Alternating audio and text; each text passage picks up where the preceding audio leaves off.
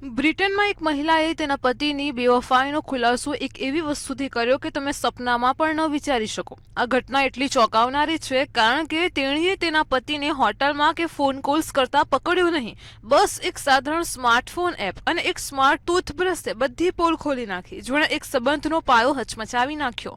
વાત કંઈક એમ છે કે આ બ્રિટનની મહિલા તેના બાળકોને બ્રશ કરવાની આદત પાડવા માટે એક સ્માર્ટ એપનો ઉપયોગ કરી રહી હતી, જે ટૂથબ્રશ સાથે લિંક હોય છે અને જણાવે છે કે બ્રશ ક્યારે અને કેટલી વાર સુધી કરવામાં આવ્યું. આ સુવિધા બાળકોના સ્વાસ્થ્ય ટ્રેકિંગ માટે હતી, પરંતુ પતિની બેવફાઈ બહાર લાવવાનો રસ્તો બની ગઈ. શરૂઆતમાં મહિલાએ જોયું કે તેના પતિનો ટૂથબ્રશ દર શુક્રવારે સવારે એક એવા સમયે ઉપયોગમાં લેવાતો હતો જ્યારે તેના પતિ ઓફિસમાં હોવા જોઈએ.